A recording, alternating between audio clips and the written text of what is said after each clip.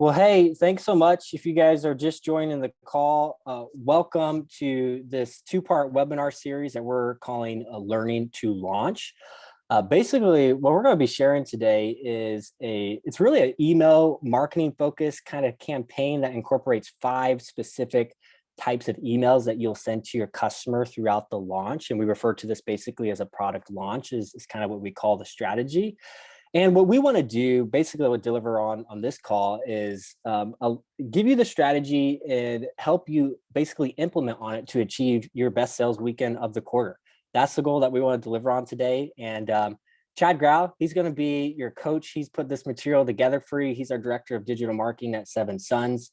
And I have a more formal intro coming up here in a few minutes. But Chad, I would actually argue that if someone's joining the call today and this whole concept of a launch is new, I think you can implement this to achieve your best sales weekend of the year. And I know that was the case for us at Seven Sons in our business. So quick intro for me. My name is Brooks Sitzfield with Seven Sons in Grace Cart. Seven Sons, we're a family farm basically out of Roanoke, Indiana. We sell grass-fed beef, pasture-raised pork, and poultry all online. There's several other team members. I know my brother Blaine's on the call here today that you might hear from during a Q&A. Grace Cart is a website and online store platform that we basically developed for our own business and now licensed to other businesses like Seven Sons. A lot of you on the call are probably, we're seeing in the comments there, Grace Cart clients. So welcome to the call. If you are new to us, go ahead, check out the website, sevensons.net or gracecart.com. You can learn more about that there. Now, as we get started, what I want to do is just two quick minutes to show you guys 2 quick slides to hopefully give you some confidence into why it's going to pay for your time here to take the next 60-90 minutes to really pay attention, eliminate all distractions, silence your phones, close the inbox. And what I want to do is just share a quick little story about our first experience implementing the strategy you're going to learn today, this whole product launch concept. And that's what you see on the slide here right now. Our first experience with a product launch was our Wild for Seafood event in 2017. Basically, this was a very new concept to us. We kind of got exposed to this whole idea of a launch. We had sold seafood for a long time, but basically what we did was put together this sales campaign that lasted for about a week. It was kind of our best pricing that we'd ever really had before on wild caught seafood. And we sent the 5 emails that Chad's going to share more about here in a few minutes. And I just want to real quickly share a little bit of our results that we got out of this strategy, so that way you guys kind of know what you could expect from implementing on what you learned today. So up until this point, basically our weekly sales of seafood in 2017 was right around a little over $700 per week. So it was a good product category for us, not the main thing that we do, but that was what we were averaging in sales. We implemented this new strategy called a product launch, sent the 5 emails that you're going to learn about here. And within 5 days, we sold over $38,000 worth of just seafood product in that time period. So we actually had customers buying all sorts of stuff from the website, but the seafood was the focus of the sale. And that, as you guys can see on the screen there, that's a 4,841% increase on the week. It was basically a year's worth of sales in just a 1-week period. And it was actually, I mean, that we didn't really know what to expect because this was a new strategy for us. We were scrambling that week to order more seafood, get pallets in from our supplier to just make everything work. And it really just kind of lit off a light bulb in our heads, because up until this point, our marketing had been very defensive. And I think that's the case for a lot of people I see when it comes to direct marketing.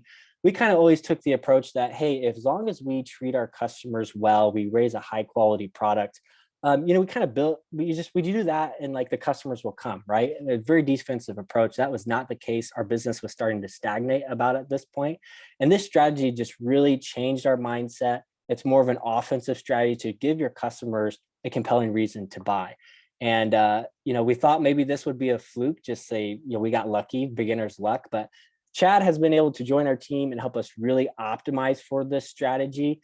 And I would say, Chad, since you've kind of joined us and helped us kind of double down here, this has probably created multiple 7 figures in revenue within the last few, since 2017, since we've been able to rinse and repeat this strategy. And Chad has worked with several of our Grace Cart clients as well. Chad, if you want to hit the next slide, kind of want to give a little bit of intro to Chad. Again, he's our director of digital marketing. Chad, we got connected right after actually that Wild for Salmon seafood sale in 2017. We were on the hunt for an expert consultant to really help us go deep into email marketing and digital marketing.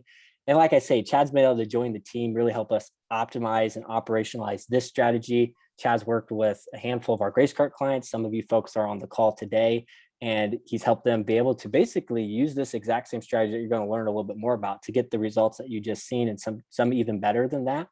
And if you're a Grace Cart client, Chad's been on the podcast several times. So if you've been listening to that, which you should be, Chad's is not a new face to you at all. So Chad, I really appreciate you putting together kind of this material and helping more folks kind of get implement and value from this strategy, which we've been using for quite a long time. So with that said, really appreciate it, and I'll turn it over to you to kind of deliver on what I've promised to learn here on the call today. Perfect. All right, thanks for the introduction. Good to recap. Actually, I became a customer of Seven Sons during the 2017 Wild for Seafood sale. I had just connected with Blaine and wanted to partake in what their offering was, and it's been a fun experience, not only with Seven Sons but other Grace Cart folks as well. Again, I'm Chad. Thanks for joining me. I've got a quick little what can you expect tonight to go over, and really, we're going to go over just a little bit more details of what a launch is briefly, the 5-minute version. We're going to, by the end of this call, help you begin to choose your launch focus. We're going to help you create an irresistible multi-step offer. And this is really, I think the most important thing before you send any emails, how can you have an offer that people really want to say yes to? We're going to pencil in some launch dates. Let me try to just keep adding folks here. We're going to do this by sharing examples. I'm not just going to have a bunch of boring slides like this one. I want to share examples of sales pages, offers, talk through them. We're going to hear from some guests. My dog will bark. I had to mute while Brooks was talking. It's a beautiful day in Illinois. A lot of kids in the street. I got a son coming home, wife coming home from work. So just bear with me. Hopefully my face is on the screen the whole time. And then we will finish with some open Q&A. I want to try to get this to about 90 minutes. But if the content's good, you want to keep going, we can stand for a little bit past that. So without further ado, just got to try to figure out how to use what buttons. Okay. Again, the focus of part 1 of this training, part 2 will be in a few weeks. But tonight it's all about beginning to think of an offer, what product you want to focus on, helping you to identify and establish a timeline and really work on your offer. So what is a launch? And just for a little bit of history, there's one of the books behind me is the book Launch by Jeff Walker. He has a premium $2,400 course called Product Launch Formula. Jeff Walker, I think my next slide. Yep, Jeff, he's an internet marketer. Really, the Product Launch Formula is something that is a strategy that's really, I would say, more geared towards information products, selling digital products, digital courses.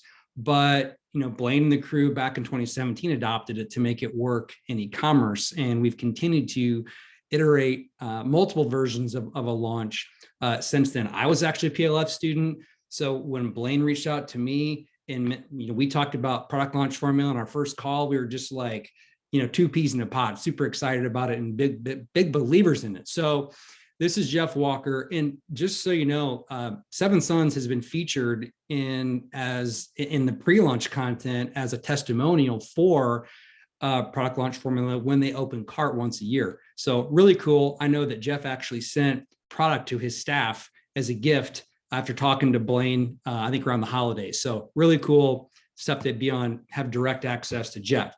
Now, one of the things I want to be clear on is that we've actually modified the actual formula, and it's actually even more comprehensive than what I've listed here. So think of a launch like Jeff teaches in the Product Launch Formula, or that you'll read in the book, as basically you have your weekly or bi-weekly, monthly newsletter, and you're just dishing out content, okay?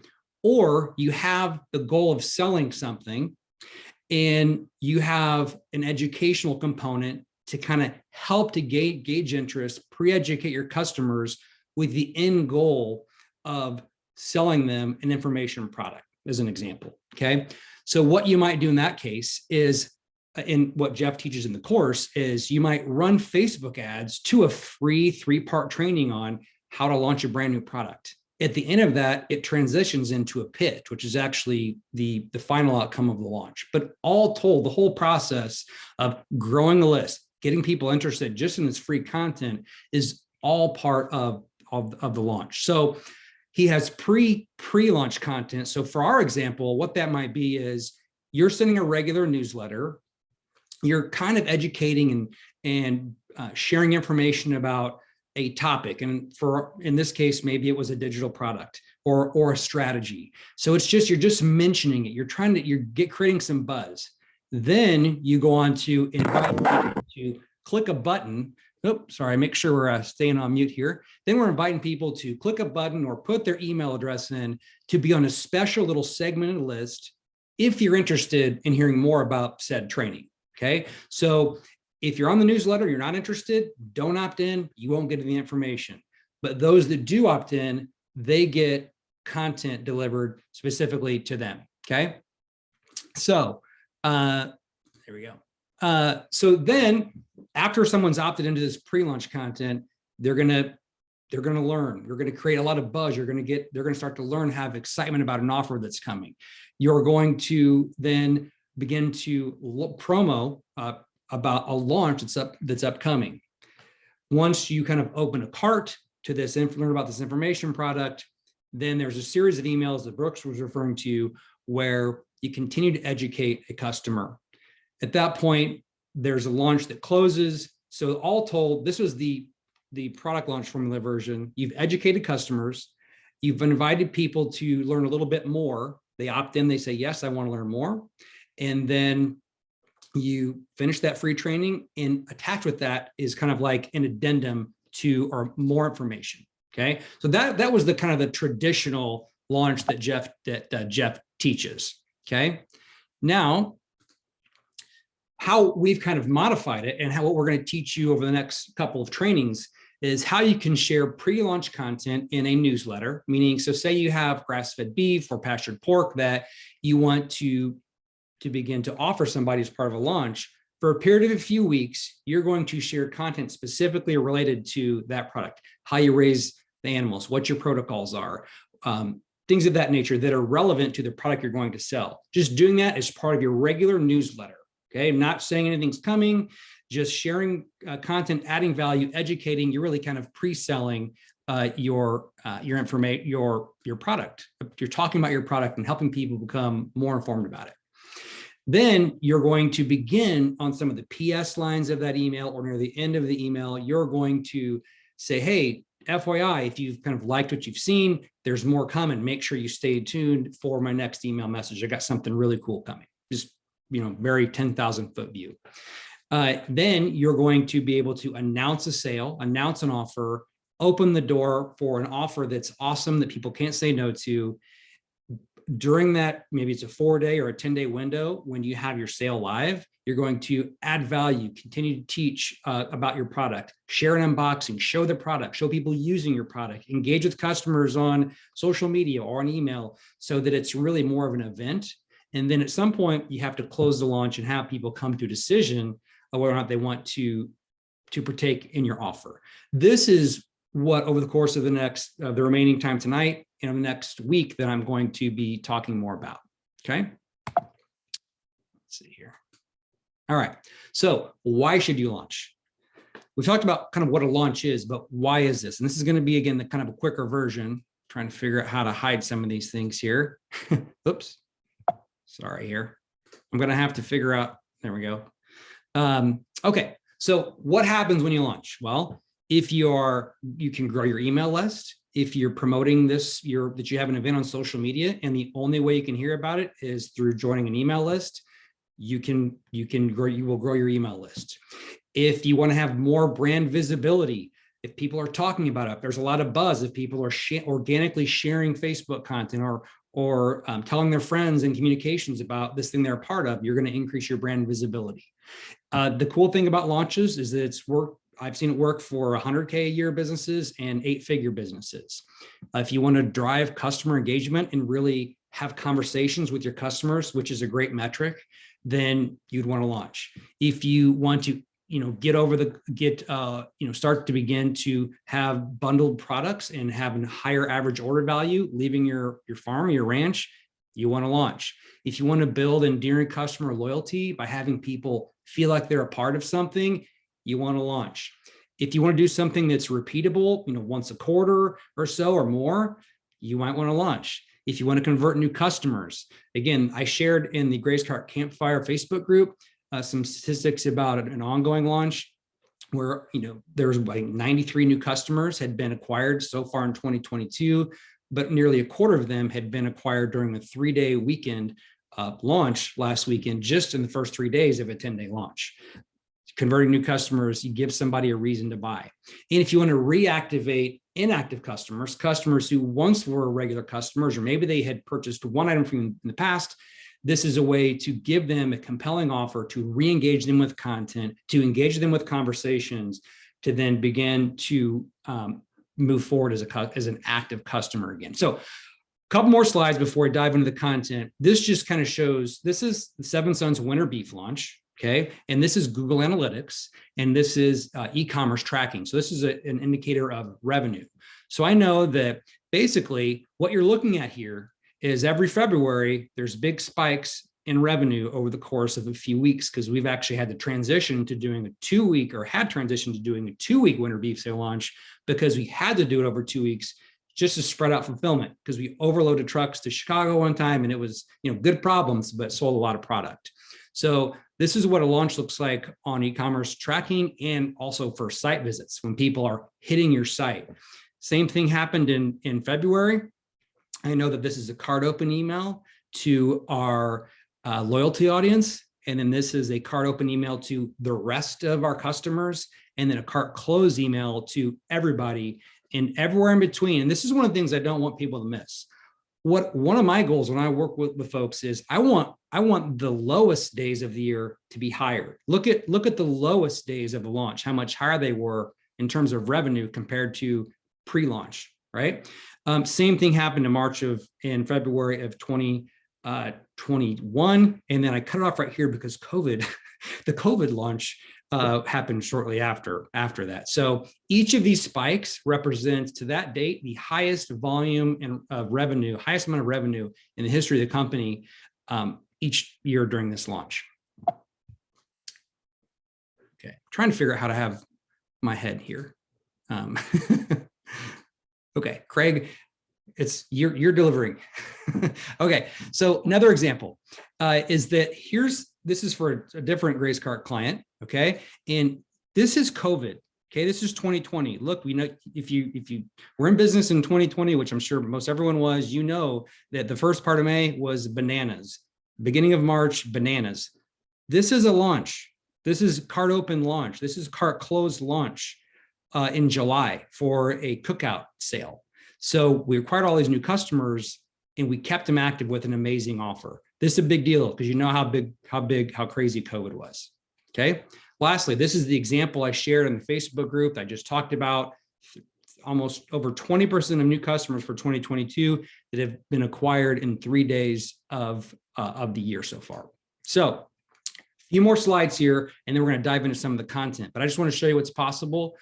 What this is, it's a lot of numbers, but I'm going to try to point this out for you very clearly. Okay. These are 3 different size businesses, and these are what we call a launch list.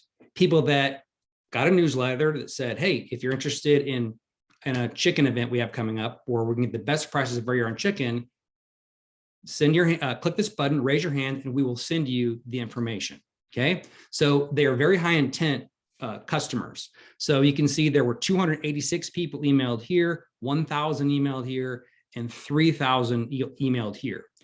Look at the open rates. Okay, this again, we've gone through the process of sharing some pre-launch content that I talked about before. What happens is you're pre-selling your customers, you're identifying a very active subset of customers, 83% open rate, 68% click rate, 0 unsubscribes. Okay, and for every person that received an email, they were worth $41 in revenue. Here, same thing. $50 in revenue per person, 1,000 emails sent, 1,000 different unique people, 80% open rate, 68% click rate, no unsubscribes, 1,000 emails sent. Here, 3,000 emails sent, 73% open, 58% clicks, and 0.2% unsubscribes, which is nothing. And look at the average order values. So you can see this is an email sent that generated this amount of money. Okay. So that's why when you can have an engaged audience who you've spent time getting excited, teaching them about your content, and then saying, hey, we have a special offer. If you want it, it's coming on Friday, but if you want to act on it, you can act on it in the next 10 days because then it goes away. That's basically what we do with the launch. And then last but not least, these are the things that make me smile. These are text messages, Slack messages. Friday, world record by 35%, 30 bundles sold so far, 10 to new customers. This one over here says, my favorite comment about here is it says, I've had several customers buy that have not bought in some time. Another win. Did as much in 1 week as we normally do in a month. Been our best retail sales week ever. And here, just trying to mitigate problems with being able to get orders out the door. Already had sold 121 orders, surpassing their previous high. And so again, all things that are exciting and why we've spent a lot of time putting this training together, and we'll have another one coming in a few weeks. So with that said, we are about 20 minutes in, 25 minutes in. I think everybody knows now. In the next 10 minutes, you're going to begin to put your launch plan together. And I hope that this is something that has your attention. So let's choose your launch focus. So now there are two options I want to go through. Okay. And again, if you don't have your pad and paper or your digital note-taking device, get that handy. And there's option 1 and 2 here, but they're both good options. They're just, laying them out separately. Option 1 is kind of a price-driven offer. It's where you have inventory stocked up, you have intentional abundance. The goal is not necessarily to sell out, but you then offer a great deal over a limited time. So an example would be maybe you have bulk meat bundles, you've harvested a bunch of animals, you have an offer you can put together, and then you'll sell a large quantity at a reduced price.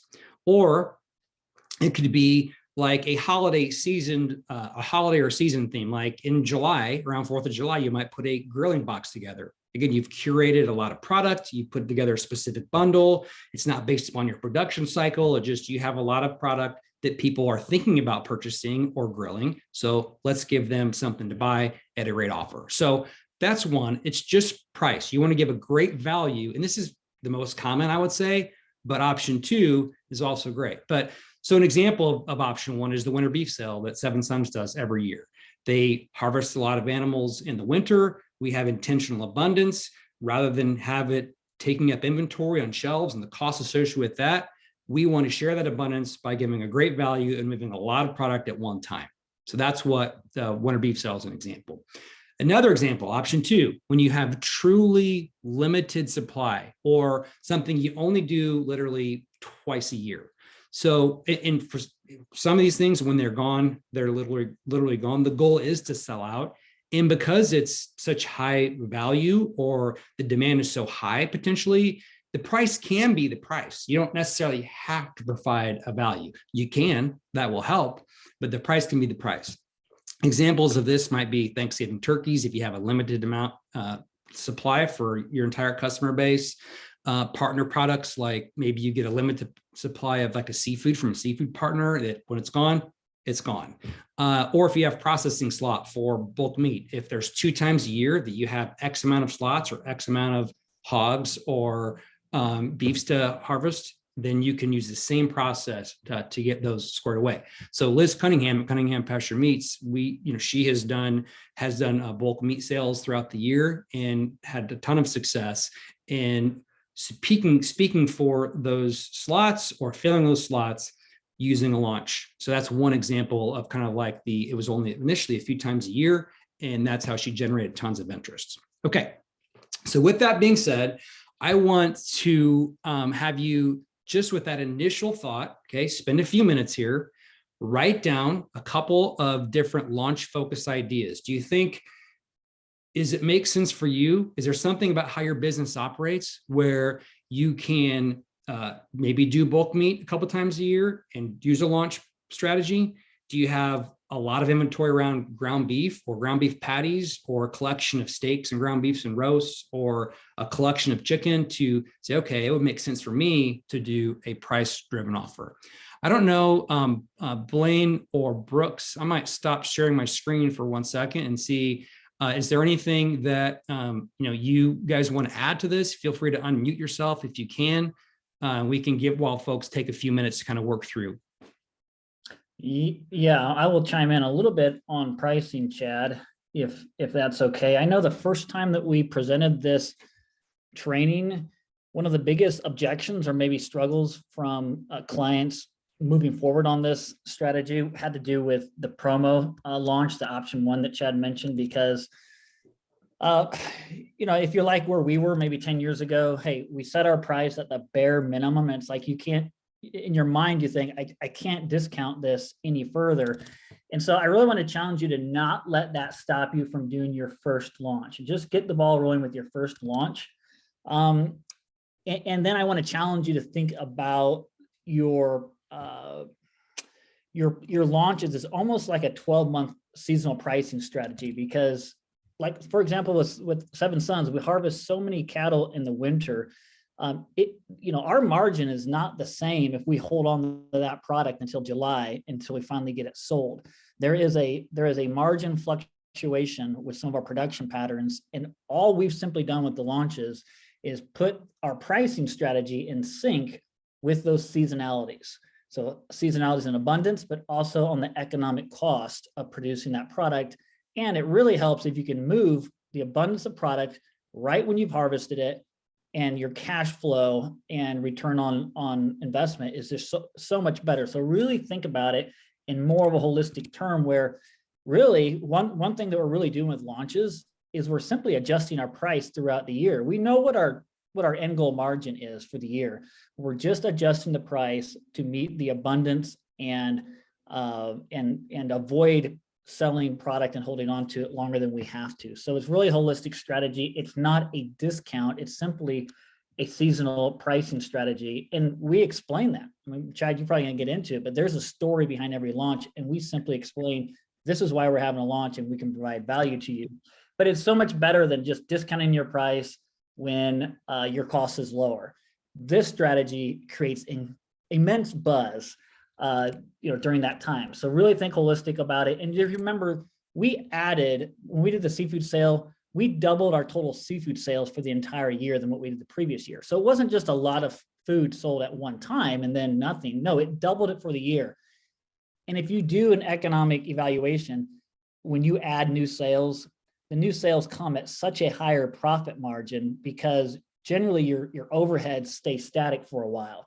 So your profit margin on new sales is far better. You can afford to give a discount. You really can. If you do the math, and we do this at Seven Sons, for every dollar we add, how efficient did it come? And it comes far more efficiently than the old dollars came. So there's just a couple things to keep in mind. We could go on, we could do an entire training probably on merchandising and holistic pricing. But Chad, if I went too long, I know Brooks was going to share some margins examples that we kind of stick to at Seven. I'll save margin to Q&A. Chad, I'll let you keep rolling on this, and I'm sure that'll be some questions you guys have. So I've got some numbers to share. We'll tackle that in Q&A. And Blaine will be back in a little bit with probably even maybe be an opportunity, Brooks, for you to hop in there. But by now, at least before in the next minute, if you don't have an idea written down, write down one idea for what you can do. And Blaine mentioned story, and that's actually where we're going next. It's just about being transparent and sharing and communicating what's going on at your operation with your customers. So what story will you tell? Again, a couple of options. Not one's not better than the other, but when we break down our launches, this is kind of what we've worked through. One, is it based on your production cycle or the season? So to Blaine's point, he just had, do you have intentional abundance like they do with beef in January, February? You could have unintentional abundance. I'm working with somebody now, getting ready for spring chicken to arrive, in April, March, April, May, whenever that is here, April, May. So we have an unintentional abundance maybe of some of the last year's chicken. So that's how we're communicating to unload that at a good value to prepare for the next season's chicken. Again, sharing savings and talking about how just being honest, like this is a good deal for you because you get a great value on our product, which you love, but also helps keep our costs down, which helps keeps us to be a sustainable operation. A second here. Keeping on rolling. I love it. Okay. So again, examples, winter beef sale, a spring chicken sale, and what was the other one I had there? Oh, a seasonal seafood sale. For example, like the Wild for Seafood event, it's an easy story to tell to our customers that, hey, the Bristol Bay, Alaska salmon run is in July. We get that in August and we sell it in September. It's the freshest it's going to be all year, and we have an awesome value for you. So tell a story. It's imperative that you tell a story. Okay, that's honest and it's true, obviously. Okay, another example, also a story, is just related to the season of the year where a customer's mindset is. For example, you got to meet the customer where they are. How else are they being marketed to? The best example for here is in the summer. Seven Sons doesn't have, as an example, they don't have an abundance of beef in July, but people are thinking a lot about grilling out, swimming, parties in the sunshine, going to the park and grilling. So we offer a summer grill out special. This time of year, Lowe's, Home Depot, Menards, the commercials I see on TV are about planting flowers or spring cleaning. We're just doing the same thing as it relates to providing food. Lent and seafood savings. By the way, if you have seafood in your collection or in a store collection right now, send an email the next time you send a newsletter and say, hey, it's Lent. We know that more people, or you may be interested in consuming more fish. We have maybe say take a certain percentage off, or you can put a 4 or 5 pack if you use the Grace Cart product variant to say, hey, there's a special deal on it. We'll have that for the next few weeks. Just another little tip, not really related to a launch, but just again, thinking where people are, give them a reason to participate in buying from you. Healthy foods focus in January is another example. End of season grilling sale. We did that last September at Seven Sons. We had a little bit of abundance left over from the summer. So we put together a special box or a special sale for that. And then Black Friday, which we've never really had a ton of success with, but I know that clearly people get to be Black Friday. They're like, hey, I need to spend money. All right. So anyhow, so some examples of this story, again, Eileen at Ramstead Ranch doing a great job right now with the Amazing Grazing grass-fed beef sale. This is the story she's now telling and offering a couple different kinds of bundles and a la carte savings related to the timing of the year. Again, just kind of gave this example, but the summer cookout sale, we curate a special summer barbecue box, and the story we told there is that, hey, this is all the brothers' favorite things put into one box. When we get together as a large family, we have a lot of these products. We curate this special box that you may like as well. So again, it's just a story which helps to communicate and connect with the customer. Last but not least, this is Lilac Kedge Farm in Massachusetts. They sell a ton of chicken. Last May, they did a spring chicken stock up sale, wildly successful. Went through the same process of telling the story that we have our first batch of chicks, or our first fresh chicken, get it while it's the freshest it's going to be. And it just made sense from the story perspective. So again, hopefully that makes sense. But again, what I would ask you now is, what story will you tell? What kind of story makes sense? Is it based upon the focus you initially had written down a few minutes ago? What story relates to that? Is it just a seasonal, like grill out type item? Is it a winter? You have a significant amount of processed product that you want to move because it makes sense. What is the story you will tell? Okay, so take just a minute, and then to give you a minute to kind of write some things down. And then also I didn't really talk about this too much, but I think it's imperative that you really name and brand your event. I told Eileen at Ramstead, she's like the top of namers. She had the Wing Dinger chicken sale last year. I mean, how can you not want to participate in that? The Amazing Grazing grass-fed beef sale, man. Wild for Seafood is a fun one. It's something that's different. It's not 10% off seafood. I mean, there's a big difference, right? So I'll stop talking for just a minute, grab a drink of water, and give you about 15 to 20 seconds and we'll move on because I think we've got a lot to cover still. Hopefully this is hitting the mark so far.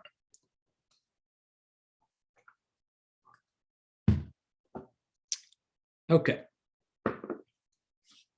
Next. Now we're going to talk about, now that we have your focus of what the product you want to sell, we have kind of what story you're going to tell. Now I want to talk about the offer. Okay. Now, when I say multi-tier, and again, next training, I'm going to show you how to build a sales page, okay, using GraceCart. But when you think of a multi-tier offer, it's not sending somebody to your store on your GraceCart site or to a collection. It's an actual content page, like your home page or your about page that we're going to build. And how you want to envision this is we're going to kind of dump your customers, point your customers to your sales page, and we're going to walk them through a series of things they should consider buying, right? So the main offer is what you position at the top. It's the star of the show, right? So if you've seen, if you follow the Seven Sons, I know many people have here, the winter beef sale, like we make a big deal, have historically out of the 8th beef box. We have a big, huge photo introducing the 2022 8th beef box, new updated, big, amazing picture. And it's the star of the show. Okay. Now it should be a 2 to 3 step offer. What I mean by that, and let me just share the screen in a second. It means that there's option 1, option 2, which is a little bit bigger, and option 3, which is even bigger yet. And do you really need 2 to 3 steps? Almost always, yes. There's one example where I can say no, but almost always, yes. Some examples here, as I mentioned, 8th beef, 4th beef, half beef, and then another example, Pitmaster's grill box, and then the Pitmaster grill box times 2, just double the amount. So why this is important, okay, is that it's the psychology around the pricing, for one thing, is if I'm a new customer, it's going to be really hard for me if the only bundle you offer is this huge bundle. I don't really know you yet. I kind of trust you, but maybe I don't fully trust you. This is a hard ask for me. This is a much easier ask. Okay. So, but for your loyal customers who love everything you do, this is on the table. So you kind of you're speaking to both customers in that range. Plus the psychology behind seeing these numbers of $29 savings, it escalates, it gets more, it's going to draw people to consider one of these higher priced items. So you're increasing your average order value. Last but not least, if you just put this on the page by itself, you may have folks that even at $157 say, oh, I'm not sure that's too much. But because you have these other prices on the page, it makes this look more affordable. It's just the psychology of how your brain works. And if you've ever been a part of a product launch for an information product, the same thing they do the same thing here. Okay. Ultimately, it's about having a variety for the different kind of customers or different kind of email subscribers that are visiting your page. So I would at least encourage you to have 2, because, and really, it could be very unlikely that somebody buys the second one. Somebody probably will, which bonus, but the sole purpose is to increase the visual affordability, or to make the first option look like a more attractive offer. I can't overstate that enough. Very important. Okay. As far as what's included in your main offer, I would recommend that it's staple heavy, or things that's a mix of high perceived value cuts. If you're selling protein products, mix of grounds and customer favorites. So sirloin steaks, ground beef, if you have some flavored ground beef patties, if you have a roast, things that people use all the time, there's no question that I know how to cook it. That's one thing. For chicken, chicken breasts, chicken thighs, a whole chicken, a mix, a variety of things, but not chicken backs. Do not try to sneak in an item to unload it from your inventory, because it will crush your conversions. We all know if you sell chicken, you've got a semi-load of chicken backs, right? They're not for your bundle. Okay. Or if you have, someone I just worked with recently, we initially had a brisket in the main offer. I challenged them on the brisket because, not that I don't love brisket, I love burn-ins, but it's just, I don't have a smoker. I'm not sure how to prepare it. It makes up a huge amount of value in the box, which drives the price up. Sometimes you get a good brisket, sometimes you get a bad one.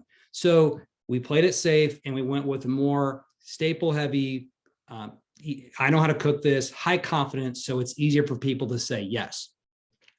Next, ideally, step one, meet your free delivery, and I'll talk about opening week and freebies in a minute, your free delivery threshold. If you have free delivery, I know a lot of people do it at 99 or I'm sorry, 149. Make sure you meet that, because it only helps you to tell the story of, if you buy this, you actually already qualify for free delivery. So without a doubt, make it qualify for free delivery if you have that step. Okay. Hit your margin goals to run a profitable sale, which again, Blaine's going to talk a little bit more about that, but it's super important. I want you to be a profitable operation. So be firm on that over time, get your prices to where you need to be so you can build in and offer a great value. So here's an awesome box. Okay. Again, I keep bragging on Eileen because she's freaking amazing, but she takes great pictures. And this was a staple box, the Amazing Grazing Grass-Fed Beef box. Incredible photo. I get this, and 2 New York strip steaks, 2 bone-in ribeyes, a fajita meat. I know in her unboxing video, she drove home how convenient this thinly sliced fajita meat was, a top round roast that's nice size, convenience of already prepared hamburger patties, high perceived value there, and then versatile ground beef that everybody knows what to do with. So again, great option. I would feel comfortable preparing all those things in a great photo to boot. That's just an example of maybe what you might consider on that main offer. Last slide here on main offer and more on pricing. Now, if you have a bulk, I want to separate like a bulk meat sale where, like, for example, Seven Sons has the 8th beef box, and that's what, around $400 or so, I think it was in the last winter beef sale. I want to put those on the side for a minute. And I want to talk about more of a more curated box that's a little bit smaller price point, kind of like that Amazing Grazing Grass-Fed Beef box I just showed. Be careful that, you got to know, Dave Ramsey says that anytime, someone, a purchase gets over $300, it's part of like their policy and protocol with his wife that they have to talk about it. So at what point does a purchase become a 2-person decision? Is it $200, $250, $300? Also, as I kind of alluded to earlier, at what price point is more likely to convert a new customer? I would argue that a sweet spot to try to convert a new customer to buy from the first time is in the $149 to $199 range.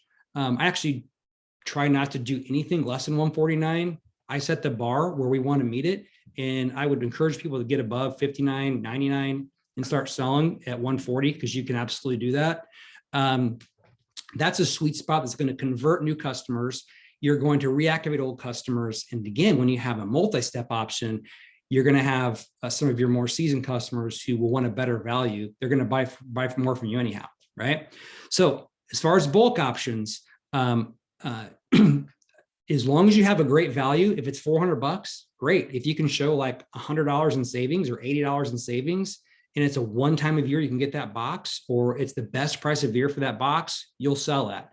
And there was 600 plus 8th beef boxes from this last year with Seven Sons winter beef sale. And it's because how it's been positioned, and it's a great value. And it's made up of all things that people enjoy. And lastly, I would show at least a $20 savings from retail. If I go back a few slides, at a bare minimum, if it's around $150, $20 at a bare minimum is what I would propose to just try to get my attention. Anything less than $10, not very compelling. So try to get to that point. Okay. Multi-packs. So that's tier 1. Okay. Multi-packs. Keep in mind, not everyone will want to buy your $400 or $500 8th beef box, or your $800 quarter beef box, or your $400 fourth of a flock chicken box. Okay. They just won't, especially new customers. But you do have other options that you can offer another tier to that they may consider. So maybe they hit your page like, oh no, I don't really know these people, I'm going to pass on that, but what's this? Okay. That's where tier 2 comes in, multi-packs. So it's perfect for staples where you have sufficient inventory. Just to kind of skip ahead a minute, here's what I mean by multi-pack. Here's a couple of options. Okay. So ground beef, you can sell, this was what had what, a 10 pack this past year, I believe too. This was from 2021. I didn't have a good picture from 2022, but we had a 10 pack of ground beef. It was like, I don't know, 80 or 90 bucks, I think. A 20 pack of ground beef, 40 pack, people will buy this. Again, same thing from a comparison standpoint. If I see 20 and 40 pack here, even though this is a lot of, not a lot of people can maybe fit 40 pounds of ground beef in their freezer, you know, it helps to justify this price and get people more interested in the 20. Okay. Also, we did a 12 pack of Delmonico's back then. So that's one option, okay, is to do some multi-packs at higher volume. Okay, that's higher volume, 20, 10, or 20, 40, and then a lot of those steaks. Another thing you can consider is using the product variant feature in Gray's Cart and offering 4 and 5 packs of items like sirloins or New York strips or chicken breasts or bone-in chicken thighs or whatever it is, bacon, okay, whatever it is. And if you already offer them in your store, just still offer them on your multi-pack, but at a quantity of 4 or 5, but just offer a little bit more aggressive savings for the period of your launch. So it doesn't just have to be about loading people up with a huge pack of ground beef or 10 or 12 or 20 pack of steaks. You can do multi-packs of 4 and 5 steaks. And the cool thing about that is, whereas the bigger purchase of the 20 packs of ground beef or 40 might be someone's whole purchase, the 4 or 5 packs can act to raise your average order value. So maybe they did tick up and purchase the main offer. Then they say, you know what, I think I want 4 of these steaks as well. But it's going to be really unlikely for them to say, you know what, I already got this 1/8 of beef. I think I want 40 more pounds or 20 more pounds of ground beef. But you can increase your average order value by more if you have 4 or 5 packs. Okay. Make sure not to compete with your main offer.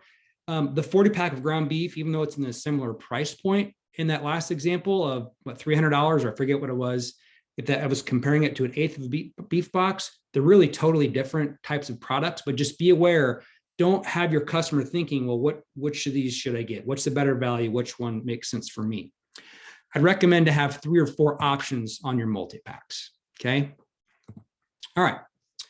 Here's another example. This is Lilac Hedge Farm during, I think, a summer grill out event. This was to the point I mentioned earlier. These are 20% off these 5 packs, I think, which were not available prior to this sale. So they were a new offering. Hey, we've got a new 5 pack. It's a 20% off for the course of the next 10 days. And you can see this is a quantity and a type of product that I could add to an already $200+ order and probably be okay with that. Okay. Next. A la carte add-ons. These are the onesies and twosies where I can add 1 item, 2 items, but it's not multi-packs. Again, don't compete with your main offer by having 8 to 10 items that people can buy onesies and twosies of at a nice discount, and essentially have people building their own bundle. Okay. Try to just have it to where there's a couple of items to try to increase your average order value. Maybe to introduce a new product. I know Lilac Hedge Farm getting ready to do a chicken sale. They're introducing turkey bacon, and they have it as an a la carte add-on for introductory price during their launch. Okay. You might consider doing quantity limits of 2 to 4 items, 2 to 4 of each item. For one, if these items that are a la carte are also tied into your inventory for your main products, you don't want to have someone come in and say, you know what, I absolutely love bacon. I'm going to buy 40 of them, and then wipe out your inventory that's tied to your main bundle for pork. Okay. So just be careful of that. And the other thing is that if you say, quantity limit, if you can only buy 2 or you can only buy 4, then some people will think, well, I should probably buy the most I should buy. Right. So quantity limits are motivating, and they also can protect you from running out of your main item. Okay. Don't run yourself out of stock. I've already mentioned that. Okay. 1 sec here. Okay. Last here, I think I then move on to, actually there's one more tier.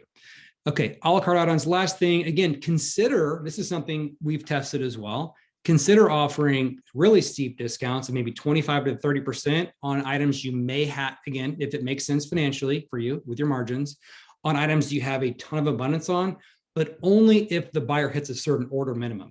So they could be there but they only qualify to add 3 of those to their cart or buy one, get one free, essentially, if they have an order size of $99 or something like that. That's something that we've tried.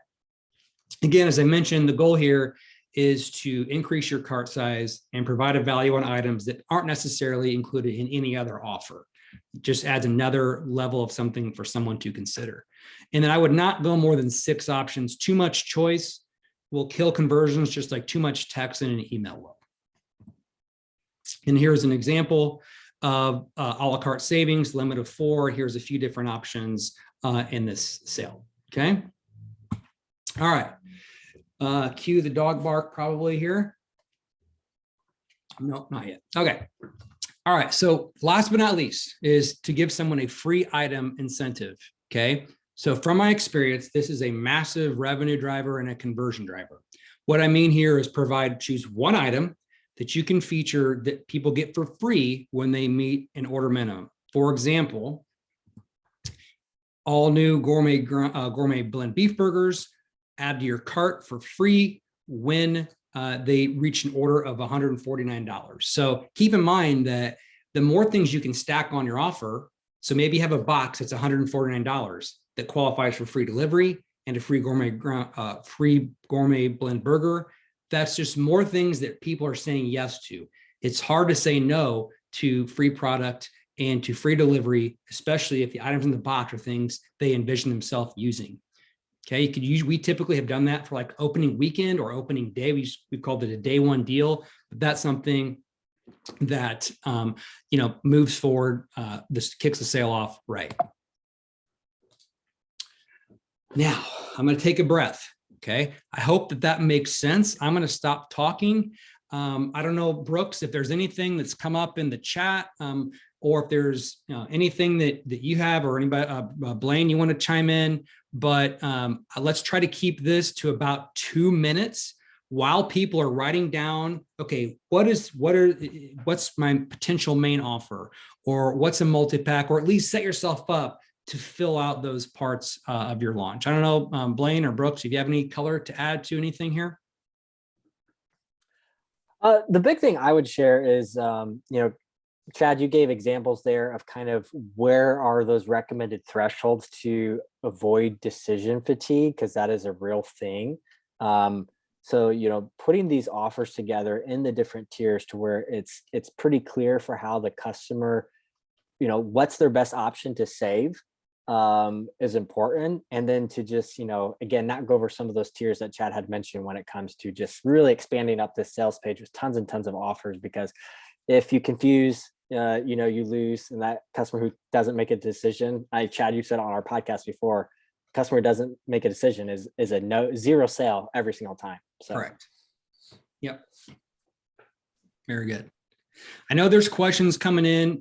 For the sake of getting through the content, we will address what we can in our Q&A, just so we can keep rolling along here. So stick with me here. We're going to go into the second part of our training and go from there. Okay, so that's your offer structure. So actually, Blaine, looks like this is where you kind of hop in and see if there's anything that you'd like to kind of go through over a period of a few minutes. I know we talked earlier today, and there were some questions you have received about margin.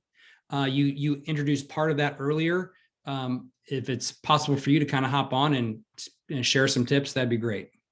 Yeah, I wanted to go to a question real quick from Walnut Lane Farms. Someone said they're a little confused. Are all of these different tiered offers available at the same time? And the answer is yes. It's one long sales page. It starts with that. I think you call it the all-star offer, Chad. And then we may have some of those value bundles and then those a la carte add-ons. So it's just literally a page. And that's something you really don't get with any other shopping cart solution or e-commerce system. GraceCart has the content management system built into the e-commerce. So you literally build a sales page and add those offers right in. It's easy. Chad's going to explain how to do that on the next training, but that's part of the magic. I'm going to refer to Brooks because Brooks is a little bit more familiar with our margin goals.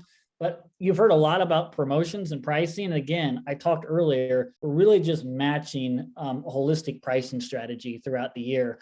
And so we're not discounting our margin. We're discounting our price, but our margin is already planned into our overall promotion plan for the year. And you can do that too. It's not that complex. Brooks, do you want to touch on just a couple of kind of the margin goals that we have and where our margin actually falls during a sale? Yeah, I wrote down just a few notes to kind of, if I was, listening to this call for the first time, it would be helpful to have a few guidelines. So just from our experience, what we've done when it comes to really, once we've implemented the strategy and just kind of learning, we've made several goals around where we want our margin to be at the end of the year. So basically what we do when we're planning to prepare to give this room for promotions through this 12-month promotion cycle throughout a year, when we set our retail prices, we're shooting for a 43 to 45% margin on full retail. So if the product was sold outside of a sale at its full retail price, it's not in a launch, that's what we're shooting for when it comes to our full retail margin. What actually happens then is by the end of the year, once we go through these launch periods, that will net out and we will average around a 39% margin at the end of the year. So we're leaving that room and that buffer to basically put a plan together up front to make sure that we have that room to give incentives, real incentives for our customers to buy during seasonal times where it makes the most sense. And maybe we have even some cost savings there. So it actually could help some margin to participate during that time period. And that's what this whole strategy really is about at the end of the day. So just to make sure we're on the same page, in case some of you might have the question, when I'm referring to margin, I'm talking about what we're including in there is basically from a cost standpoint is our cost of goods sold. So the cost we have in purchasing the raw product, processing and the meat processing fee from our butcher shop and fabricator. We put in freight into that, packaging, and then our credit card processing fee. So really anything that I refer to as an input cost that basically is a cost that goes into every single pound of product that we sell that's consistent. So those are kind of how we plan our margin. I know everyone does a little bit different. So hopefully you kind of made some notes on some of that, and I can throw that in the chat too, Chad, as you continue to roll into the slides. Perfect. Thanks so much. Appreciate it. Okay, next. So we've crossed through the first main component of tonight's training with kind of getting an offer and the story we're going to tell about that offer, so it can resonate with your customers. Now I want to kind of start to talk about, all right, how am I going to sequence this out? Okay, so this is really even leading to the next training as well, but we're going to select some launch date and go over some considerations. But one thing just to be clear, at a minimum from tonight, you're 1 month away from opening a sale at a minimum. Okay, so let me kind of explain why. There's considerations that we're going to talk through. What impact or what buy-in do we need with operations, fulfillment? Where's your inventory at? Got to be solid on inventory, right? Who are key partners you have to coordinate with? What's the calendar look like in the next quarter for Q2? What content needs to be created and when's it going to be delivered? What marketing assets do I need to create? Emails I have to write, videos to produce, sales pages, and then ultimately, where does the sale open and close date fit in to where it makes sense for all the considerations we're going to walk through? So let's kind of spend a little bit more time on these. So so you've got your product that you've written down your piece of paper that you think you want to do a launch for. Is there any legwork that you need to pull together to be really solid on inventory for your offer? Because you've got to be rock solid. So if you are producing a launch, the product really needs to be where it needs to be for you to send out the door. Don't start a launch and say, well, I'm getting it from my processor, everything's going to work out great, because what you don't want to have happen is an unfulfilled promise. So only start your launch and open it and get your emails rolling and be ready to be sent when you can absolutely fulfill and you have your product and it's where you need to be. Super, super important. Okay. Do you need to coordinate with any partners? I know some folks will have a bundle that comes directly in a box from a processor to their frozen storage or whatever they have on the farm. Is there any coordination that needs to happen with a partner? Product photos are great or need to be great. If you can take them yourself, wonderful, as long as they're great. Okay. Do you have to get a photographer to coordinate that? Again, all these things you want to have lined up and secured before you're pulling the trigger to start, open the cart. Everything's going to be done before you get started. Processor, is there any processing discussions need to be had? And are there any key team members that you have to coordinate with? Social media person, marketing person. If you wear the hat for all those and it's a bad time of the year for you personally, and you have a lot of kid stuff going on, figure it out a different time to do your launch. Okay. Let's see. All right, let's talk about the calendar. As it relates to a seasonal sale, okay, so let's think of 4th of July, big, huge cookout weekend. Say it falls on a Monday, okay? So if you're promoting this as get these grilling items to prepare on 4th of July, then you wanna make sure they receive it in time. So you have to plan for your customers to receive their product by a holiday. And I'm gonna give you an example of that with the calendar here in just a few minutes. You wanna avoid deadlines that fall near major holidays. Like you don't want to be closing a sale on Christmas or Easter just for completeness sake. I know we wouldn't do that, but you want to avoid having anything running a launch during the middle of a holiday. Pretty easy to understand. Ideally, I think you want to coordinate your open and certainly your close dates with your normal order deadlines. For Seven Sons and many folks that I've worked with, that's a Sunday. So sales typically close on Sundays, sometimes on Monday, to allow support to be able to be more engaged on that Monday. So that's a big one. I would encourage you to just use your normal order deadlines. And then, as I mentioned earlier, Seven Sons had to start spreading out launches for 2 weeks, and then so that and this has been the case with other folks I've worked with as well. If you overload and have all your orders in 1 week, there's a chance you could overload your staff, your shipping partners, and that's kind of a bad deal. I know that unintentionally, Brooks and I on a Friday night, I think in 2019, Blaine and his wife had a scheduled night away in Indianapolis, and Friday, day one of winter beef sale, we oversold Chicago. So Brooks was coordinating that on a Friday. We were coordinating that on about a Friday night, about 10 o'clock, trying to figure out how we're going to get this product out the door. We're going to open the new schedule. I forget what it was, but it was a good problem to have. It was exciting. So let me just walk through an example. Okay. So this is actually April. I actually cut off Easter, I believe, but this is April of 2022. It's next month. So say that you wanted to have Easter hams. Maybe you want to do an Easter ham launch. Okay. As an example. You wanted them to have it by April 17th is down here. I believe that's Easter. Okay. So if your deadline is a Monday where everything that ships on this deadline is guaranteed to be delivered on Tuesday, Wednesday, Thursday, or Friday, then you are fine to have your cart close on this deadline day because it will assure that they have the product in time for Easter. If it's not, okay, then if your deadline is Sunday, then you cannot have your cart close on Monday because you will have orders for hams that get delivered after Easter. Bad deal, right? So just think through, okay, when do I need to be certain that any order that's processed will be delivered in time for whatever holiday I'm promoting they should be enjoying our food with their family, and work backwards from there. So here we're starting to work backwards. I know that this has to be the cart close day. It happens to be a Monday. It works out. And then if I'm going to do a 4-day launch event, then I'm going to open on Friday with a cart open email and have a 4-day launch window on the 8th, 9th, 10th, 11th. Oh. Sorry, if you could make sure that we're muted here. What? That's not real hot. Brooks, or actually, let's see. 1 second.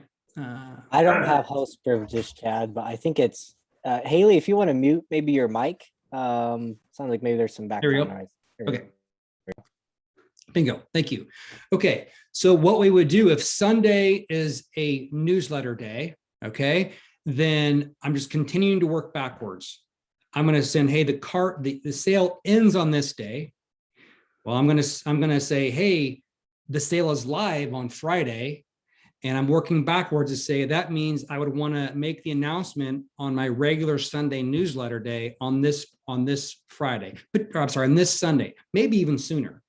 So I'm announcing it here. Then I know that the previous Sunday, if that's my newsletter day, I'm probably talking about hams and why they're great and why, you should have sugar-free hams or whatever it is. I'm just educating about hams, or maybe I'm talking about sharing your favorite Easter memory of, growing up the Sunday before. So a few weeks of talking about Easter or hams or why your pasture pork is the best, something of that nature. Okay. And then, so that's kind of how we always work through launches. We work backwards to forwards. Right. So, but going the other way, I'm going to share this awesome email that's pre-launch content, maybe even one up here on the 20th of March. Then I'm going to announce, hey, I've got big news about this promotion, or I have a big promotion coming up on Friday. Make sure you check your email. It's going to have a special offer that's only going to be available for 4 days. And then we have the cart open and cart close. I hope that makes sense. This is the process that I go through to figure out when I get my cart open, when I'm sending all my pre-launch content and announcing sales. Okay.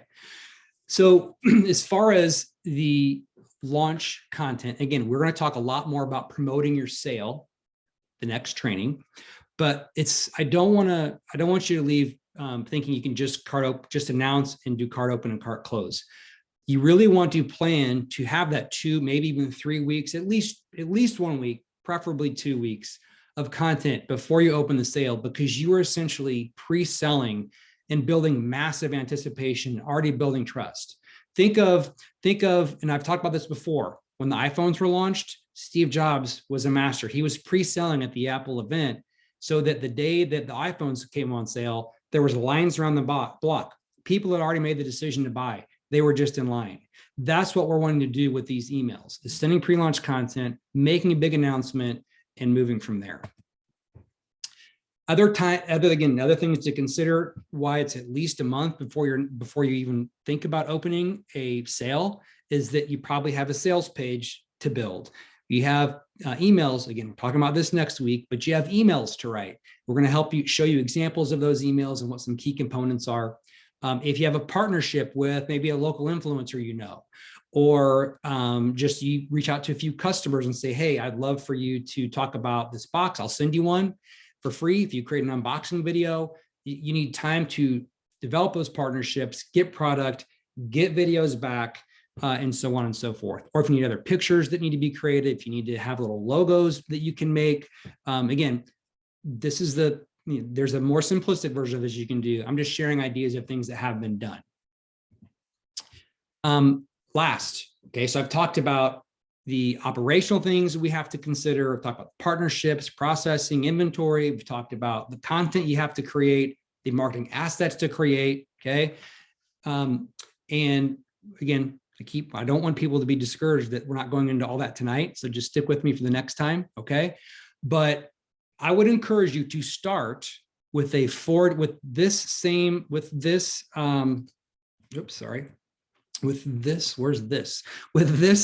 time frame on your first launch if you've never done one. It's fewer emails to write. It's a short sequence of 4 days where people have to decide, and that's what I would recommend. There also, you could do a Friday of 1 week through the Sunday of the week that follows. And that's another way you could do a 10-day window to where you could have a little bit more email marketing that's happening. If you're the size business, or if you invest in doing any paid advertising, you could have more time to run ads if that's something that you do. So that's another option. Once you're more of a seasoned veteran, that's what I would work to doing. I know that the first launch Seven Sons had done was a 6 or 7 day launch. Then they launched a farm tour, actually, that introduced them the Best of Farm box. And even their first winter beef sale was a 4-day event. So start with a 4-day event, work towards doing a 10-day event as you get more accustomed to doing it successfully. And then you can even just do it on the calendar month. Say, hey, for the month of, build a ton of anticipation in February for whatever your promotion is in March. Okay, so this is just a quick little brainstorm session for another minute before we kind of wrap up the initial part of tonight's call. I want you to at least jot down, are there off the top of your head, okay, you have your product you're thinking about, You have a story that you've kind of begun to hopefully have marinating. You see the vision for some of the creative assets you might want to have to be able to tell your story. So I would just kind of spend some time thinking, are there any partners right off the top, if you want to move forward, or when you move forward this launch, that you need to be communicating with? Is it your processor? Is it a photographer? Is it your team? That's one thing. Write down, and I would say probably don't want to be picking your, it's pretty aggressive to say, hey, tonight we're picking your close and your open date, but at least be thinking, okay, I know that I have this window that Chad went through on this training where I've got to pick pre-launch content at least for a couple of weeks, and I'm going to make an announcement, and then I'm going to be having a cart open and a cart close date. Just write those down if you haven't done that already, and be prepared to kind of be looking at that in your calendar over the next few days. And then just begin thinking of what marketing assets need to be created. Okay. Right about 6:15. I have just a few things to wrap up, but I'll give you just a second more to make any more notes here.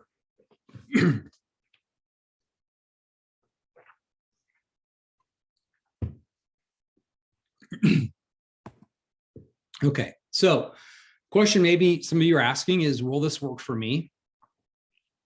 And I want you to know I'm committed to giving the training to make it make it work for you. I believe in this. It makes me feel good to hear people that, and I know Blaine and Brooks the same way, that are having success with this strategy. It's worked for shipping customers I've worked with, people that have buying clubs that have every 6-week or 4-week order delivery frequencies. It's worked for people that have a farm store. It's worked for farms that have, and ranches that have dynamic pricing, meaning they have step pricing for their local area, and then for their shipping customers, it charges a little bit of an upcharge price to cover some of the shipping. It's worked if you have to log in to see prices or to see a sales page at all. That's what Seven Sons did for two plus years. It's worked for 100K businesses to 8-figure businesses. It's worked on bulk meat. It's worked to sell retail cuts that are introductory offers. It's worked to gain interest for on-farm events. It's worked for trainings. It's worked to do lead magnets, like it worked to launch the farm tour series to get over 200 comments on the Discuss platform to really engage people. It's worked for customer education.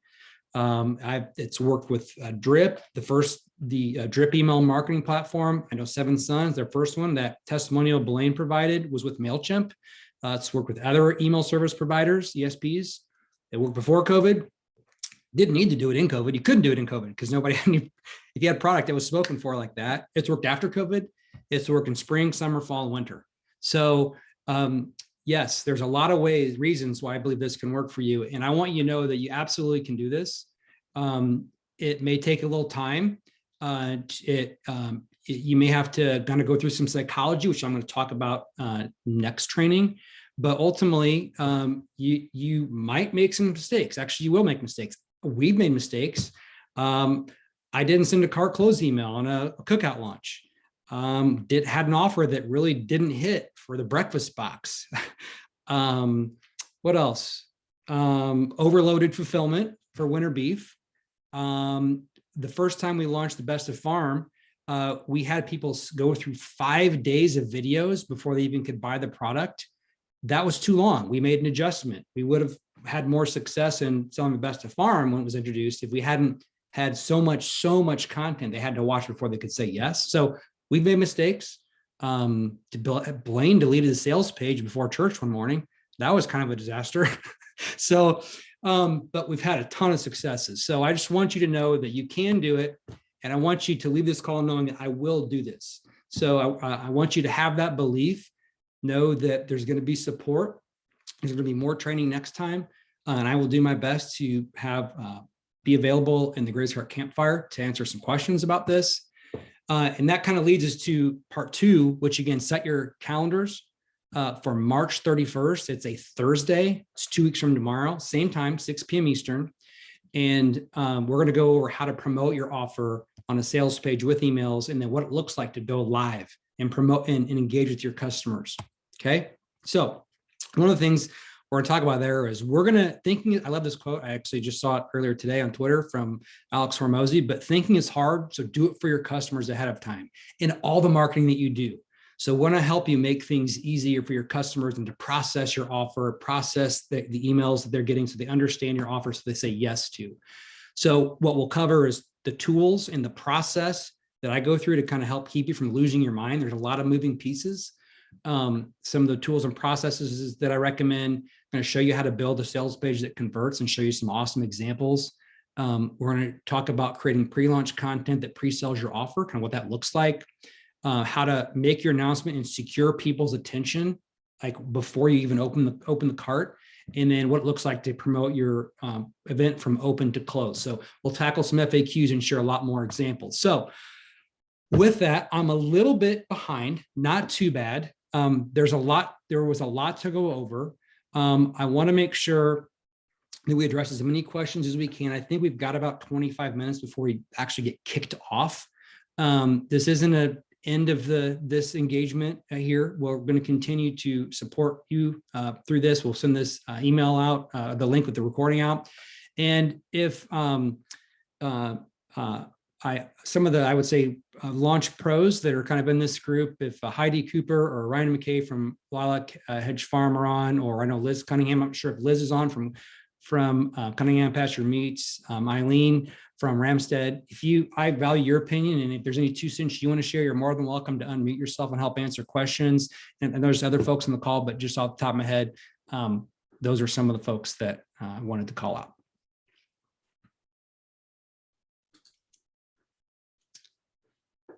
Okay.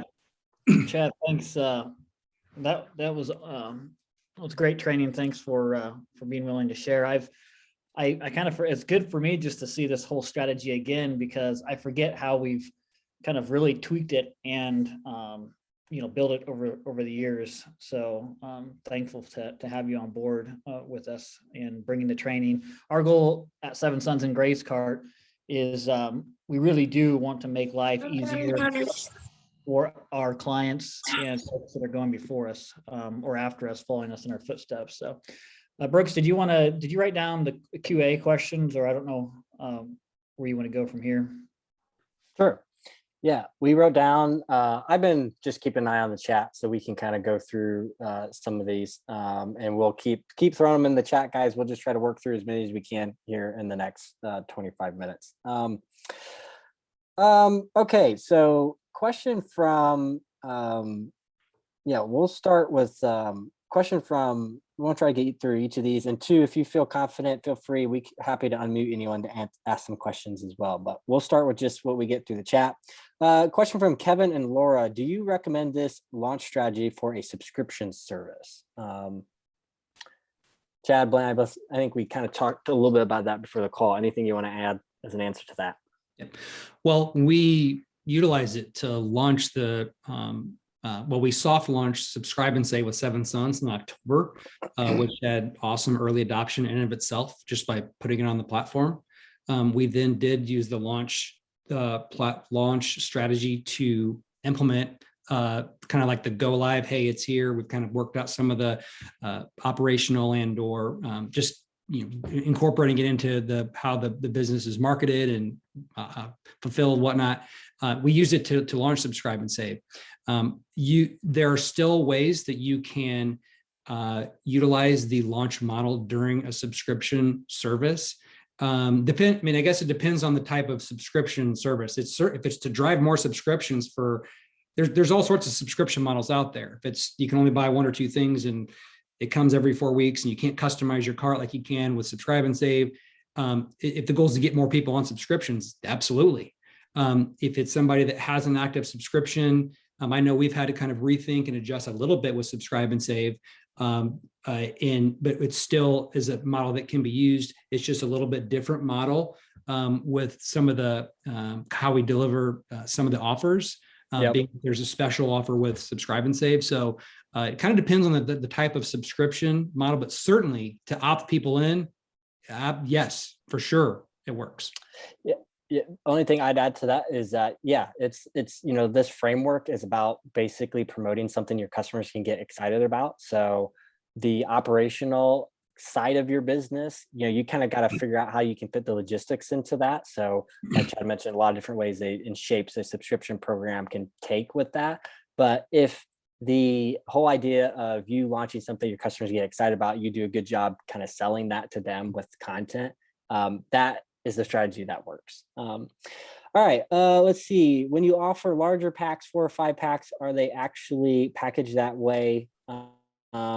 Or are you taking 5 of your current packages? From Jennifer. Jennifer outlines that real quick. All in individual packs for us. So it's just kind of, they all come back from our processor packing either 12 ounces to a pound, whatever it is for the cut. So those are just individuals that we will just sell as kind of a collection of 5 items.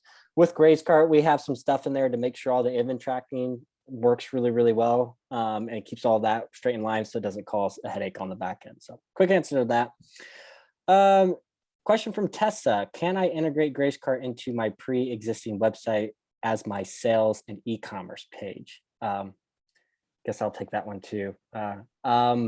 The answer is yes. If you have an existing website, Gray's Cart comes with a free website builder, just as included, and it's nice for SEO purposes to have everything in one place, helps with the customer experience, but it doesn't have to be that way. If you have an existing website and you like it, and you don't want to take the work to migrate that over right away, you can leave that there and just link to the shopping cart or sales page for the launch, like Chad has gone through here with the Gray's Cart platform.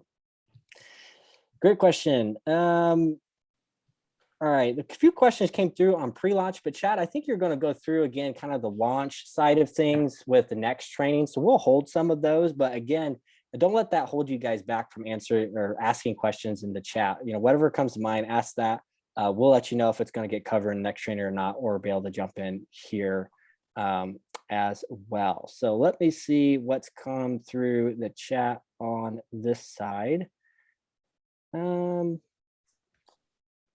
Aaron says, if we're in the middle of a price freeze before a significant price increase, is there a strategic time to plan a launch with this increase in mind? I mean, I can go through that. I just work with that. I know that many people, because inflation, it's rightfully so. Farms had ranches, whatnot, butchers had to raise their prices. And I've seen so many people that have taken the opportunity to just be transparent and share why, and you're building trust and you're building loyalty with your customers, and they want to support you anyhow. So first off, kudos for you for making the choice to raise your prices if you need to do that. The current experience I have is it'll be about a month since a price freeze ended, to where they started a launch.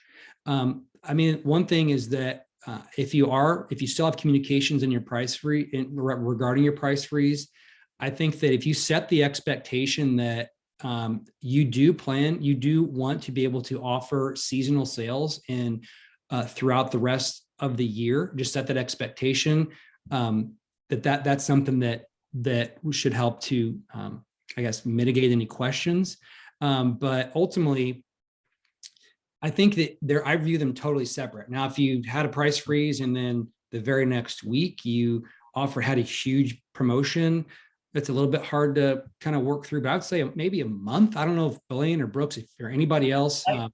Well, for one thing, I'm just going to mention that the way we do our price freezes, that is essentially a launch model in itself. Correct. So we're launching a price freeze, and it drives just as much sales as a regular promotion does.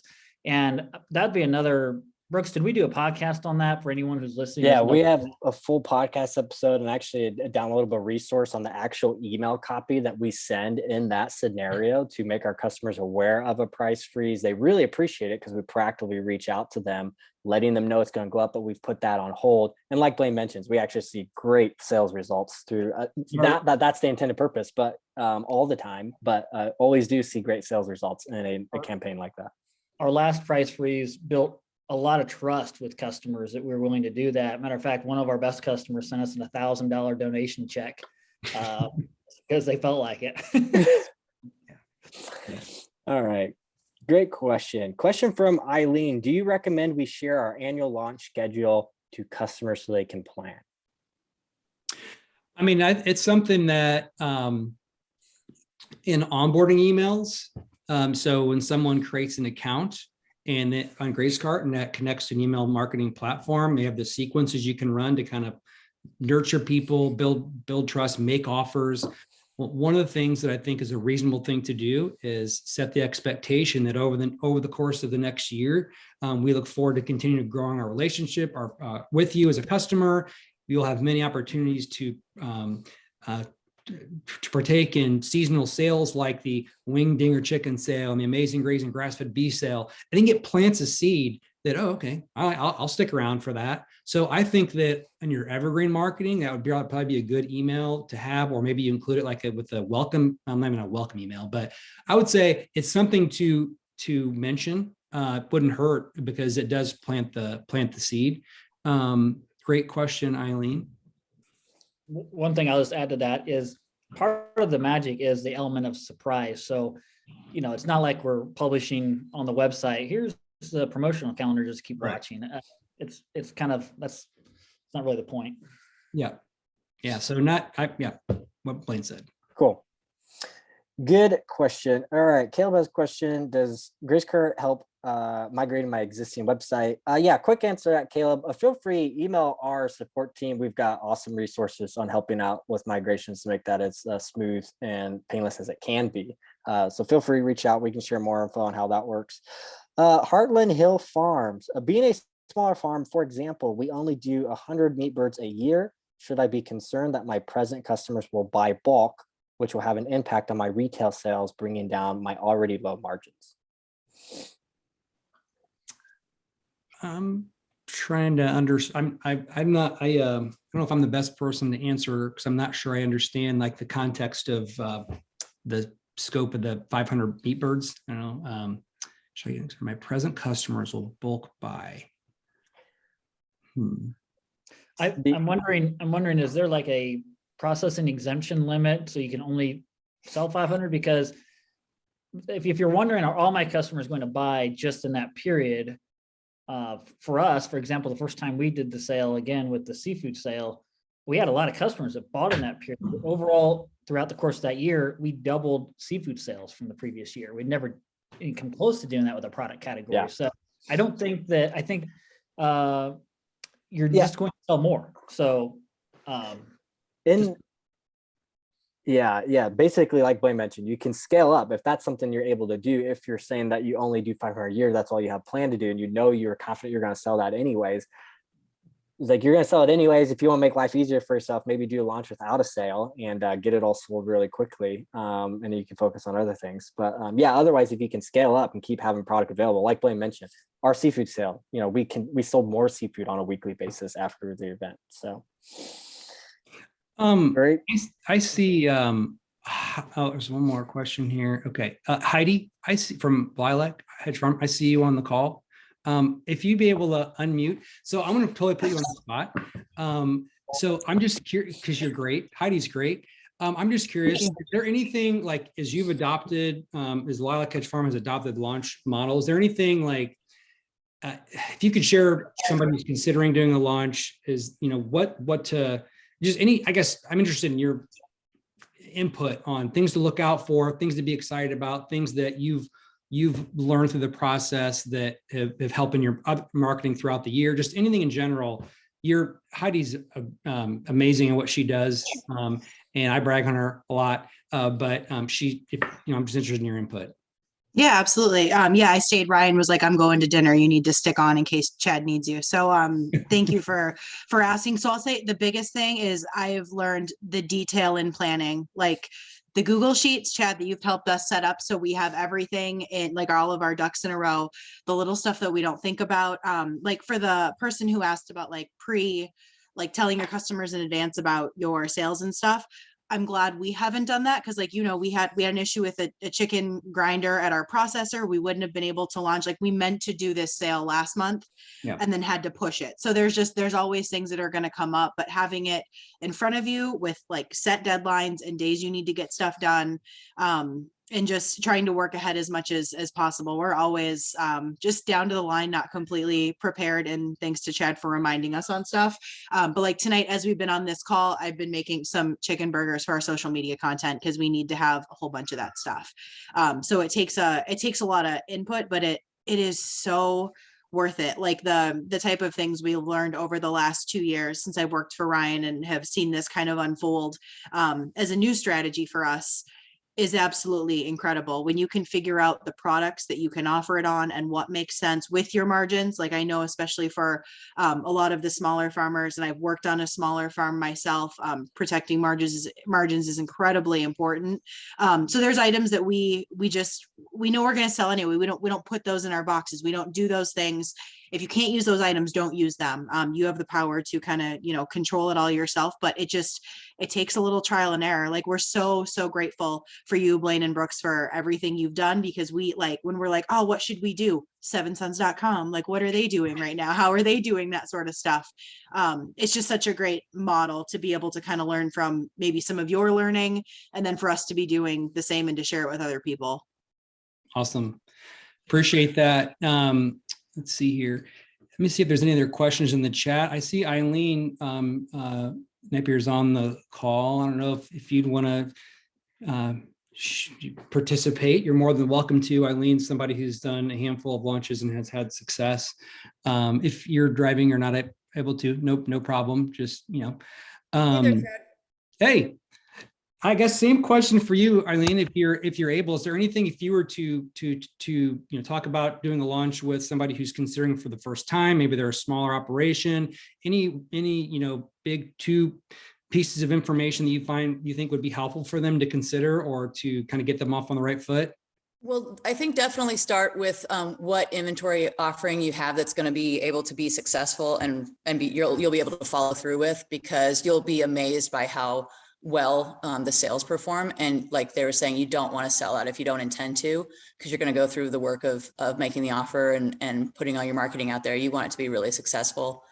And then the other thing is just do it. Like, don't just do what Chad says. Don't edit his advice, and do whatever you can to take the steps he's recommending, because they're very effective. Cool. Appreciate that, Eileen, for your 2 cents. And I think the selling out so yeah, I mean, if you have to sell out on day one of your main offer for the event is not ideal, because you're going to have a lot of disappointed customers. Okay. If you've built up all this anticipation, you've done a ton of work, and then you have one thing that kind of puts the whole thing, to not be able to reach scale, that's a problem. One thing that is exciting as far as selling out is if you can sell out near the end, that's a good problem, because ultimately, and again, they're two totally different. That's different than what Eileen is saying. If you sell out near the end, or you have like an individual item that you say, hey, I only have a limited supply of X, when it's gone, then if people miss out on that, or if they miss out on your main bundle on the last day, when you've been telling them like, hey, 300 boxes have already left the ranch this week, or whatever number, and they don't participate, next time they will be more likely if they miss out. So we actually used to put up sold out images on our product photos when something would sell out near the end, because it would motivate people the next time. They'll be on your launch list, and they will buy on day one next time. So two different things there. I meant to make that point earlier, I forgot to, but yeah, don't go all the work to sell out of one of your main items on day one, because it also will probably mess up other marketing you have coming. Okay, great. Blaine, Brooks, anything else? Any other questions? I don't see, looks like we just have a comment here on the chat, but we can wrap up. It's just a little bit past, but Blaine, Brooks, any closing comments? I wanted to throw just a few, like, if you're on this call, I know a common objection that I've run into when talking to people about this strategy is just, hey, I don't want to create a price or discount addicted customer. And, being fearful of that happening, of like, my customers now are trained to only buy when I'm running a promotion or giving a discount. And is that going to just train people to, again, eat into my margins? We talked about how goals can help keep that in line.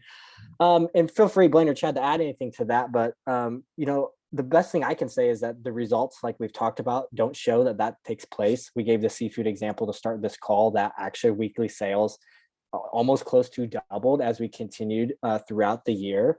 So the results don't show that. I'm sure there is a balance to not overdoing the strategy. You can't rinse and repeat every single week a launch and just get sales and demand. So there has to be logic and rationale behind why you're doing this. What's the reason behind why you're able to give your customer a discount? And then that builds trust with the customer behind why you're doing this. So it feels, it is genuine. And it is genuine, and it's less likely to train them because they know, hey, this reason probably isn't going to come around for another year. So, if they're buying from you, you've just reactivated and they're going to continue to buy. That's such a good point, Brooks, because that is a major objection. And two things, just to repeat, the story is what is critical to build that story into the launch and why the price had changed and lowered. The other thing is, you hear that a lot of times, never discount your product because you'll attract the wrong customer. Well, that's only true if you are creating a top of funnel, say Facebook ad to brand new people that don't know about you, and you're putting out a really aggressive offer. Yes, in that case, you could attract a customer that's just only interested in a deal, and that's it. Doing this launch strategy to your existing customers and leads and people that already know about you, that's completely different. So that's something that at Seven Sons, we finally separated that in our minds, and it made a world of difference. So those are two different things.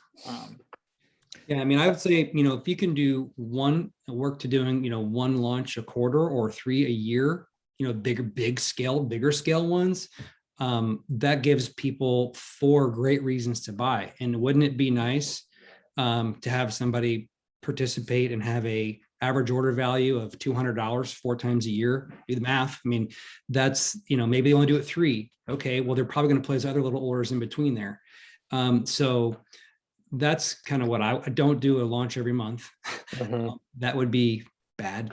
But make it to where, to Blaine's point, to where the story matters. And again, Eileen says, actually, your regular customers will thank you for running launches. I'm a regular customer of Seven Sons. I've placed 43 or 42 orders because I love participating in launches. Like, I love being a customer, right? So I buy, that's when I have bought for the most part, plus other little ones. Yeah, our customers are not annoyed at all. They're appreciative. They like it. It's fun for them. We'll see testimonies in our Google reviews about, I love how they run different promotions because we make it fun and we tie it all the way to the farm production level.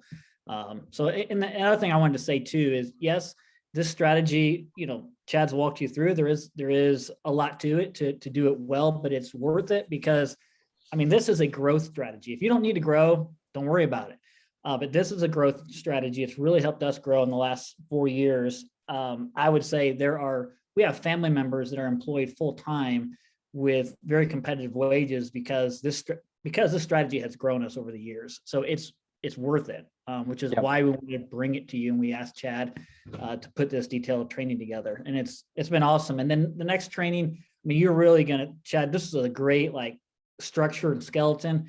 In the next training, you're going to see the light and color and exactly the examples. Chad will show examples that will just give you great inspiration of what exactly you do. And I'm excited about that. And, I thought it was critically important that, we'd start here because this is absolutely the foundation. You have a great offer and then you put it on top of marketing tactics and strategies that work. That's great. If you have an offer that people are like, oh no, I'm not interested, then it kind of defeats the purpose. You're going to dramatically impact your conversion. So that's what we'll address next time. And again, I will use, I think it was Heidi and or Eileen who mentioned some of the tools that I've shared. There's Google Sheets. Again, to try to stay organized and do this without being, losing your mind or whatever, because there are a fair amount of moving parts or things to do, then that's what we can share with you. And so I'm excited about the training in a few weeks. I would encourage you as we wrap up here to spend some time while it's fresh in your mind, thinking through some of the action steps and putting some initial plans in place. And just, as Eileen said, just do it, baby, right? So just get started. And more details to follow. But thanks again for the comments in the chat as well and participating. Thanks to Brooks and for Blaine for their incredible expertise in this area and their partnership. And that means a lot. And otherwise, everyone have a great rest of your night. And I will see you in a few weeks. The recording will go out via email in the coming days, I would say. All right. Thanks, everybody. Have a good rest of your night. Thanks, guys. Bye.